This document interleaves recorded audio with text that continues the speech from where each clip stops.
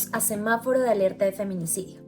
El día de hoy vamos a tener una invitada que tiene varias preguntas para realizarnos acerca de violencia intrafamiliar, violencia de género y feminicidio. Luego le vamos a contar acerca de unos casos de feminicidio, ella nos dará su opinión y adicional nos indicará si cree que estos casos son reales o no. Luego de esto vamos a hacer una pequeña apertura acerca de la normatividad y las leyes que debemos tener en cuenta. Y adicional vamos a mencionar el papel fundamental que tiene el Ministerio Público, en este caso la Personería de Bogotá, en la erradicación y la protección de derechos de las mujeres. Luego de esto vamos a dar una pequeña definición de conceptos importantes a tener en cuenta, como lo es violencia simbólica, maltrato, violencia intrafamiliar, entre otros conceptos. Por último, vamos a dar una explicación más detallada acerca del uso y la implementación de este instrumento, Semáforo de Alerta de Feminicidio, y daremos algunos consejos al momento de diligenciar este instrumento. Espero les guste el video y continúen viendo. El día de hoy tengo unos casos que te voy a comentar. Quiero que tú me digas si estos casos para ti son reales o no y me cuentes acerca de qué sensación te trajo o qué opinión tienes acerca de estos casos. El primer caso es una mujer de 35 años que estudiaba en una jornada nocturna. Conoció a un hombre, este hombre le invita a tomarse unos tragos, unas cervezas. Ella accede, él a él le pide, le dice que sí puede él llevarla a su casa. Ella le dice que está bien, no hay problema. Ella se sube a su moto y él la lleva a un parque. En este parque hace muchas atrocidades con ella, la empala, la viola, la violenta. Esta mujer queda viva. Y esta mujer es víctima de la negligencia médica también en Colombia. Quisiera que tú me dijeras si crees que este caso es real o qué opinas. Bueno, yo considero que este caso es real. De hecho, yo lo escuché en su momento. Fue una noticia que conmovió a toda la nación y es el hecho de no tener un control acerca de la situación con respecto a la policía, porque de la perspectiva que se vio dentro de esta situación es que la policía no hizo nada por salvar la vida de esta mujer. Esto causó un dolor en mí, particularmente me causó un gran dolor y una impotencia al ver que los entes gubernamentales no están haciendo nada por controlar esto y los delincuentes están haciendo las suyas aprovechándose que tienen leyes que los favorecen. Ok, ahora te voy a comentar acerca de otro caso con las mismas dinámicas. Este caso es de una niña de 7 años. Esta niña de 7 años era parte de un grupo étnico. Vivía cerca, aledaña, a un barrio que es de estrato alto. Sin embargo, al estar cerca de un barrio estrato alto, unas cuadras más arriba se encontraba un barrio más de estrato bajo, más pobre. En este barrio vivía esta niña con sus primos y con sus padres.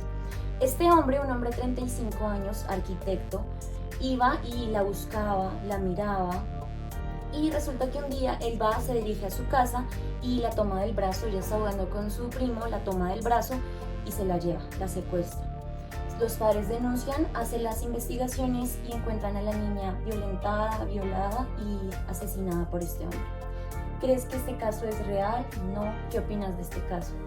Este caso es real y este representa la violencia que hay en Colombia hacia los niños, hacia el débil, y básicamente también lo que produce en mí es una sensación de dolor, de que las leyes no se están, por ejemplo en este caso yo tuve el conocimiento al igual que el otro, pero siempre se mostró que no hubo ningún tema de protección. Si bien trataron de llevarlo a la cárcel, juzgarlo, finalmente no sé qué pasó, pero sí vi que no hay leyes que favorezcan al débil, en este caso a los niños. Siempre por ser una clase social alta donde pertenecía a este delincuente, no hicieron nada porque él estaba siempre protegido por su misma familia, por el poder que ellos tienen.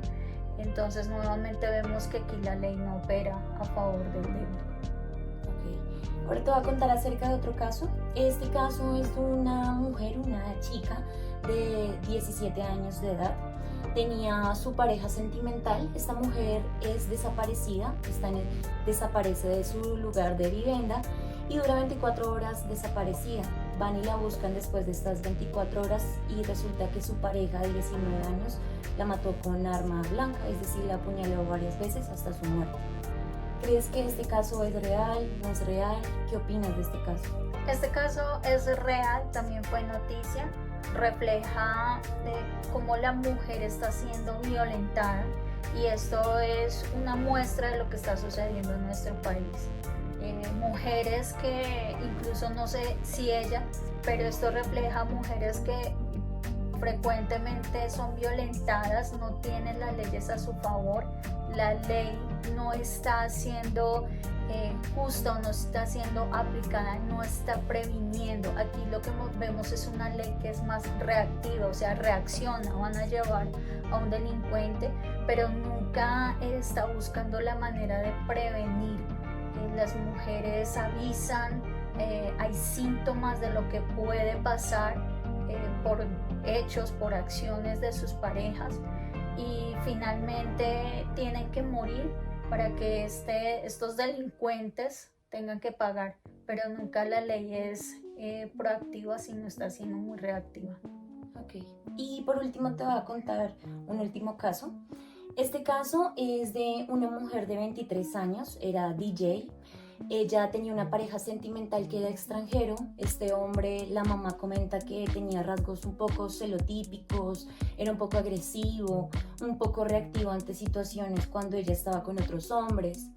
Un día una habitante de calle encuentra una maleta. En esta maleta encuentra partes del cuerpo de una persona desmembrada, cortada, y llama a las autoridades. Las autoridades empiezan a hacer las investigaciones y revisan unas cámaras de seguridad del apartamento de la DJ cuando vivía con su pareja, con su expareja, y resulta que este hombre sale con la maleta donde la mujer fue hallada.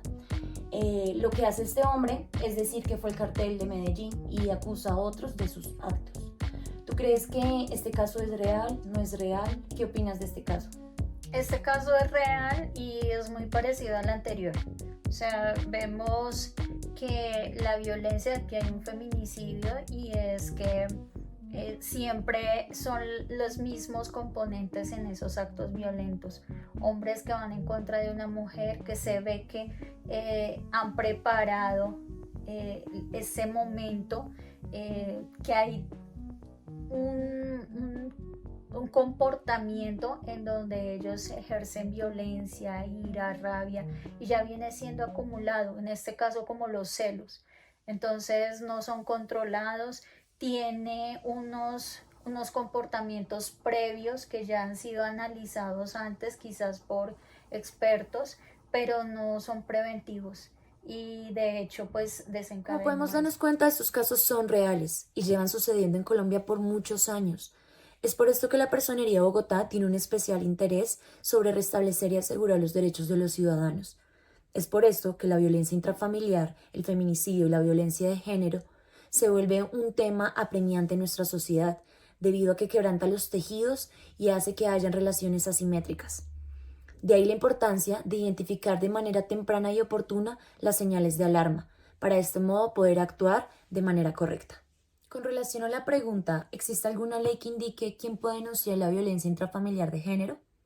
La Ley 1542 del 2012 menciona que toda persona conocedora de delitos o hechos de violencia intrafamiliar y de género está en el deber y la obligación de hacer saber estos hechos a las autoridades competentes, para que estas autoridades hagan la investigación pertinente.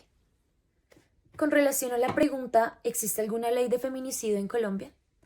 Lamentablemente, por el caso de Rosa Elvira Celi en el Parque Nacional, el Estado reconoce su error y su fallo y da una ley que es la Ley 1761 del 2015. Esta ley es incorporada dentro del Código Penal. Con relación a la pregunta que menciona la Ley 1257 del 2008, esta ley menciona que el Estado y la sociedad están en el deber de respetar los derechos de las mujeres, además de cooperar con la erradicación de la violencia contra la mujer. De este modo, el Estado está en el deber de indagar, hacer seguimiento a las denuncias. ¿Qué puedo hacer si soy víctima o conozco un caso de feminicidio? Como primer paso, debes instaurar una denuncia ante las autoridades competentes, como la Fiscalía. Dentro de esta denuncia debes especificar día, hora, acontecimientos, entre otros aspectos importantes. Recuerda que si las autoridades competentes requieren mayor investigación, debes instaurar una querella. Esta querella debe ser instaurada dentro de los 6 meses del acontecimiento de los hechos o el conocimiento de los hechos. Recuerda que cuando tú instauras la denuncia, te van a dar un número de seguimiento en el sistema penal oral acusatorio. Recuerda que hay un plazo de 2 años para darte de respuesta y presentarte ante un juez. Existen 5 tipos de violencia: violencia física, violencia psicológica o emocional, violencia económica o patrimonial, violencia sexual y violencia de género. Maltratar es relacionarse con crueldad, inhumanidad y brutalidad hacia animales y personas. Es por esto que reflejan actos bruscos y descuidados. El ciclo de agresión es un mecanismo que permite identificar el nivel de riesgo en casos de violencia intrafamiliar y de género. Es por esto que es importante emplearlo en instituciones como la Fiscalía para poder detectar las señales de alarma.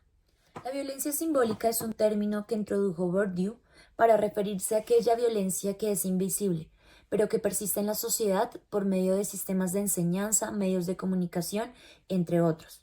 Esto revela las relaciones asimétricas y de poder. La violencia de género revela actos dañinos hacia una persona debido a su género. Todo esto es inventado en desigualdad de género, abuso de poder y normas dañinas. La violencia intrafamiliar es toda acción o omisión por parte de un miembro de la familia que causa daño físico, psicológico y perturba el bienestar y la integridad de la familia. Recordemos que en el Código Penal tiene una condena de 4 a 8 años y se agrava de 6 a 14 años si estos delitos se cometen a un menor de edad, un adolescente, una mujer, una persona mayor de 60 años o personas con discapacidad. El feminicidio es todo asesinato a una mujer o una niña por la simple razón de ser mujer o por su sexo, cimentado en relaciones de asimetría y estructuras de dominio masculino. Las medidas de protección son una herramienta que se emplea cuando se identifica que la víctima está en un nivel de riesgo. Es por esto que el objetivo de la medida de protección es brindar cuidado, seguridad e integridad. Ellos han logrado identificar que las medidas de protección suelen generar mayor malestar en las víctimas más que en el agresor, ya que el agresor tiende a enfrentar o a pasar estos límites. Es por esto que las autoridades competentes deben hacer un seguimiento exhaustivo y hacer cumplir en su totalidad la medida de protección. En muchos estudios se ha analizado el perfil psicológico del agresor. En este perfil se analizan también las motivaciones que los llevan a causar los delitos.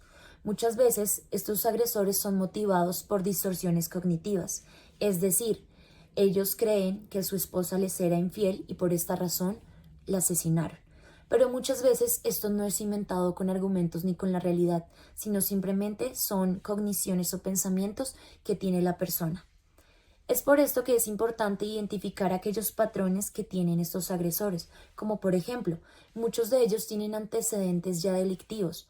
No siempre son antecedentes ya instaurados con una denuncia, sino a veces son antecedentes que nunca han tenido una denuncia previa, pero existe una historia anterior. Es por esto que es importante identificar de manera temprana a aquellos agresores y el nivel de riesgo que tiene la víctima al permanecer con el agresor. Echeverría en su investigación logra identificar algunos patrones posagresión que presenta la víctima, como estrés postraumático, depresión, dificultad para tomar decisiones, estado de shock, dificultad para retornar a estado de calma, apatía, entre otros. El objetivo del semáforo de alerta de feminicidio es brindar una herramienta que permita identificar de manera temprana y oportuna el nivel de riesgo de feminicidio. Este instrumento es analizado de acuerdo a múltiples investigaciones y casos de violencia intrafamiliar y feminicidio, así como casos que entran al CAVIF por violencia intrafamiliar y feminicidio. El instrumento del semáforo se divide en 3 dimensiones. La primera dimensión del color verde se divide en 11 factores, en los que pueden marcar ausente o presente de acuerdo al enunciado. La segunda dimensión es la dimensión amarilla del semáforo. Esta está compuesta de 13 factores, igual, indicando si está ausente o presente de acuerdo al enunciado. Y la última es la dimensión roja del semáforo. Esta contiene 12 factores. Para la interpretación vamos a tener en cuenta un nivel de riesgo bajo si obtiene de 1 a 10 factores, Vamos a tener en cuenta un nivel de riesgo moderado si obtiene de 11 a 20, nivel de riesgo alto si obtiene de 21 a 28 factores y por último nivel de riesgo grave de feminicidio si obtiene de 29 a 36 factores. Es importante mencionar que cada dimensión está acompañada de 2 viñetas.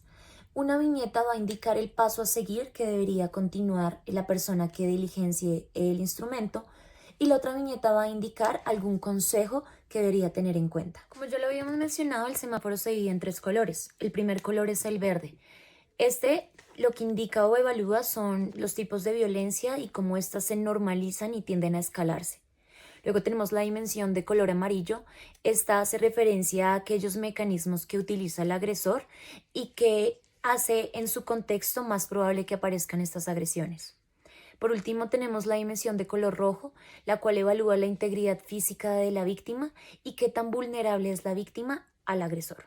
En las últimas páginas del semáforo de alerta de feminicidio vamos a encontrar líneas de atención para que las mujeres víctimas puedan contactarse, ya sea para denunciar, acceder a medidas de protección o intentar acceder a exámenes médicos. De esta forma también van a encontrar organizaciones o fundaciones que les brinden orientación que requieran, ya sea jurídica, psicojurídica o psicológica.